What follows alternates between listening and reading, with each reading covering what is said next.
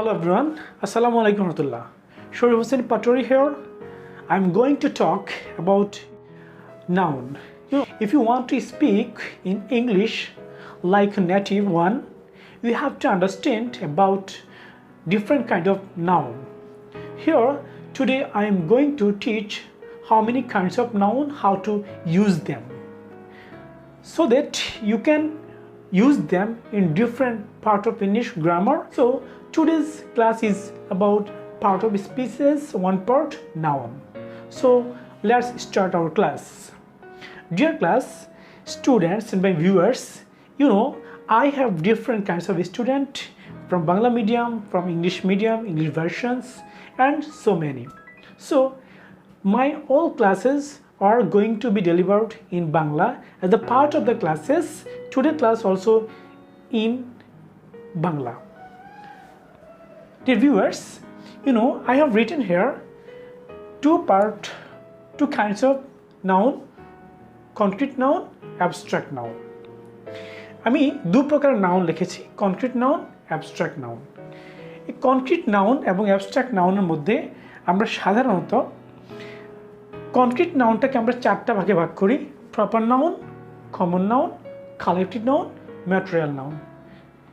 আর অন্য যত নাউন আছে সেগুলো অ্যাবস্ট্রাক্ট নাউন।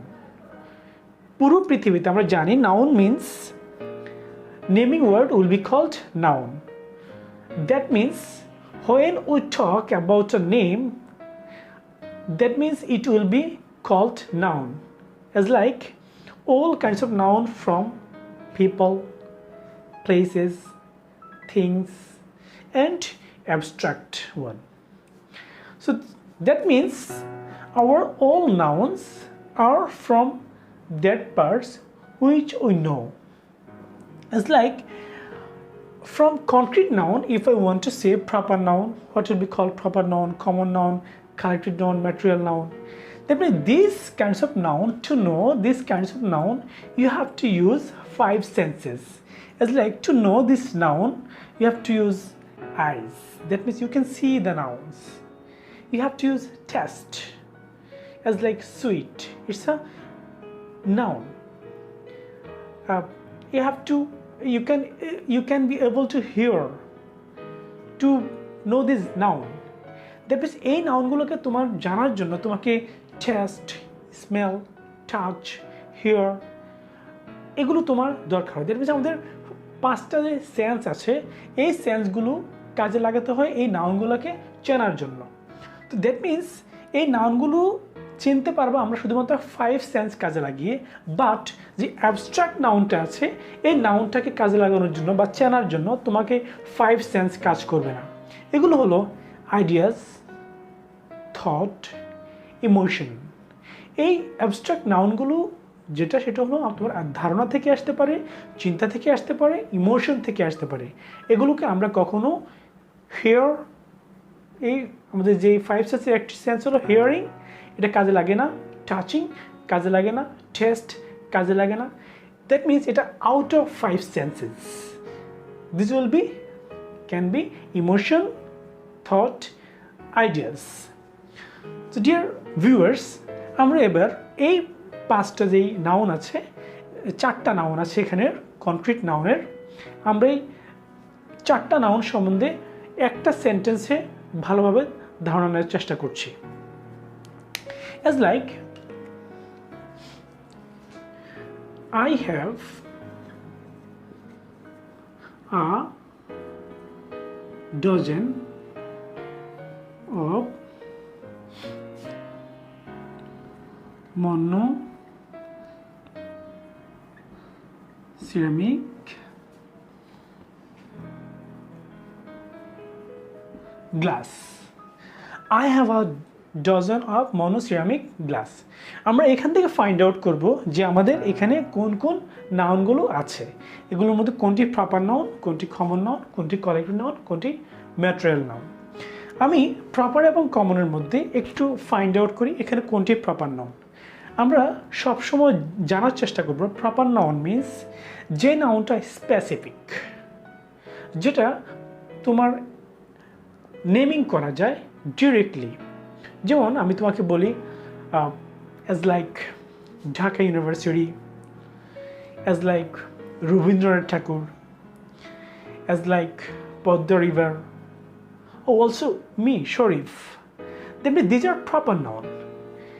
এই প্রপার নাউনগুলোকে আরেকটা ক্রাইটেরিয়া তোমাকে জানতে হবে, এই প্রপার নাউনে তোমার সবসময় ক্যাপিটাল লেটার ব্যবহার হয়। ওই কথা আমরা একটু পরে আসি। এখানের মধ্যে যখন তুমি দেখবে যে কোনো নাউনের মধ্যে ক্যাপিটাল লেটার ব্যবহার হয়েছে, ওটি must be proper noun. That means এখানে মন্য সিরামিক গ্লাস, এখানে মন্যটা হলো প্রপার নাউন। মন্য সিরামিক গ্লাস টোটালটা একটা নাউন, বাট মন্য দিয়ে আমরা মূলত ওই নাউনটাকে স্পেসিফিক করে দিয়েছি। বাট যদি আমি বলতে চাই I have a dozen of glass, আমার 1 ডজন গ্লাস আছে, দ্যাট মিনস আমি এখানে কোন টাইপের গ্লাস, কোন কোম্পানির গ্লাস, কোন ব্র্যান্ডিংয়ের গ্লাস ওটা আমি যখন বলতে পারিনি, দ্যাট মিনস ওটা কমন নাউন। আমি এবার আবার কয়েকটি ওয়ার্ড দিচ্ছি, অ্যাজ লাইক যদি আমি তোমাকে বলি প্রপার নাউন, কমন নাউন, আগে কমন নাউনে আসি, তাহলে তোমার বুঝতে খুব ইজি হবে। যেমন স্কুল, প্রপার নাউন আর কমন নাউন। খেয়াল করো, আমি যদি বলি প্রপার নাউনে, কমন নাউন স্কুল, কিন্তু কমন নাউনে কি বলতে হবে? Alfred school. ওকে, যদি কমন নাউনে বলি মেন, আর প্রপার নাউনে বলতে হবে এজ লাইক শরীফ। ওকে, যদি কমন নাউনে বলি রুড, প্রপার নাউনে তোমাকে বলতে হবে এজ লাইক চিটাগং রোড।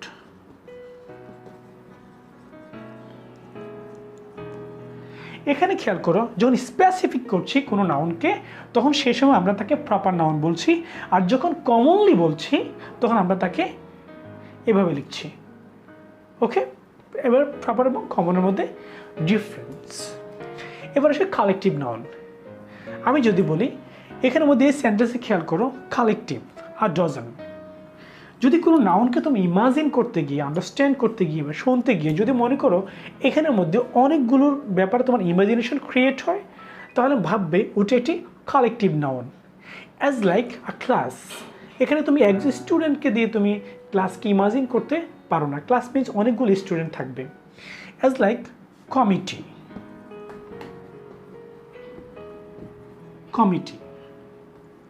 ওকে, এখানে কমিটি মিনস তোমার একজন পার্সন দিয়ে হচ্ছে না, অনেককে নিয়েই হচ্ছে, যার কারণে এটার নাম কালেকটিভ নাউন। এবার আসি ম্যাটেরিয়াল নাউনে আসি। ম্যাটেরিয়াল নাউনে যেটা হয় সেটা হলো, ম্যাটেরিয়াল নাউন মিনস যদি কোনো নাউন কি দিয়ে তৈরি সেটা ফাইন্ড আউট করতে পারো, দ্যাট মিনস ওটাই material noun. As like gold, wood, silver, material noun. Okay, এবার এসে আমরা ফাইনালি অ্যাবস্ট্রাক্ট নাউনে। প্রপার নাউনে আমি কয়েকটা ইউজ তোমাদেরকে দেখাবো। অ্যাবস্ট্রাক্ট নাউনে আসি। আমাদের অ্যাবস্ট্রাক্ট নাউন যে নাউনগুলোকে তুমি চেনার জন্য 5 সেন্সে কাজে লাগে না, যেগুলোকে তুমি আউট অফ 5 সেন্স থট করতে হয়। As like emotion, abstract noun, emotion, thought, okay, idea. It's like religion, happiness, goodness, honesty. এই নাউনগুলো যদি কোনো বিহেভিয়ারের নাম হয়ে থাকে, থটের নাম হয়ে থাকে, বাট এই নাউনগুলোকে তোমার চেনার জন্য কোনো 5 সেন্স কাজে লাগে না বলে আমরা এই নাউনগুলোকে অ্যাবস্ট্রাক্ট নাউন বলছি। সো ডিয়ার ফ্রেন্ডস, এবার আমরা প্রপার নাউনের কয়েকটি ব্যবহার নিয়ে আলোচনা করছি। প্রপার নাউনে আমাদের বেসিক রুলটা হলো, আমরা কখনো প্রপার নাউনে দা বসাই না। As like the Rahim, a jenny. But কখনো কখনো আমাদের ডিফারেন্ট কেস আছে যে প্রপার নাউনের আগে দা বসাতে হবে। Is like the Hague.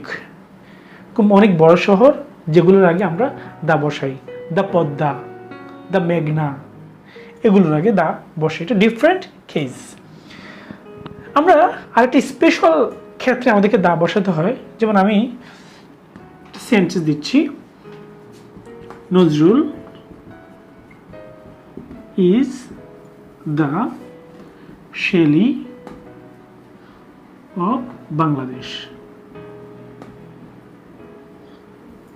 Okay, Nazrul is the Shelley of Bangladesh. এই ধরনের ক্ষেত্রে যখন আমরা দেখি, দেখো দুটোই নাম, নজরুল একজন কবির নাম, শেলি একজন কবির নাম। দেখো দুটোই নাম, বাট শেলির আগে এখানে দা কেন বসিয়েছি? সেটা হলো যখন আমরা কোনো পার্সনকে অন্য কোনো পার্সনের সাথে বা অন্য কোনো থিংসের সাথে আমরা কম্পেয়ার করব, সেই প্রপার নাউনের আগে তোমাকে দা বসাতে হবে। দেখবেন যার সাথে তুমি কম্পেয়ার করছো তার আগে তোমাকে দা বসাতে হবে। এছাড়া আমরা আরেকটা ডিফারেন্ট কেসের ক্ষেত্রে আমরা দা ব্যবহার করি। মনে করো যদি তুমি দেখছো দ্য রহিমস কেম হিয়ার, এখানে এই প্রপার নাউনের আগে দা বসিয়েছি। দেখো এটা তোমার কাছে ডিফারেন্ট লাগতে পারে। মনে রাখবা, যদি কখনো এরকম ব্যক্তির নামের আগে দা বসে, তখন ওটা হাজব্যান্ড এবং ওয়াইফ দুজনকে বুঝাবে, হাজব্যান্ড প্লাস ওয়াইফ দুজনকে বুঝাবে। এই ক্ষেত্রে তোমার প্রপার নাউনের আগে দা বসতে পারে। তো এটা হলো টোটালি আজকে এই নাউনের উপর একটা স্পেসিফিক ওভারভিউ, একটি টোটাল ওভারভিউ। আশা করছি তোমাদের কাছে ক্লাসটি ভালো লেগেছে। যদি ভালো লেগে থাকে রিকোয়েস্ট করব সাবস্ক্রাইব করার জন্য। আর যারা সাবস্ক্রাইব করে ফেলেছো তাদেরকে অবশ্যই থ্যাঙ্কস। অন্যদেরকে সাবস্ক্রাইব করতে উৎসাহিত করো। আল্লাহ হাফেজ, আসসালামু আলাইকুম।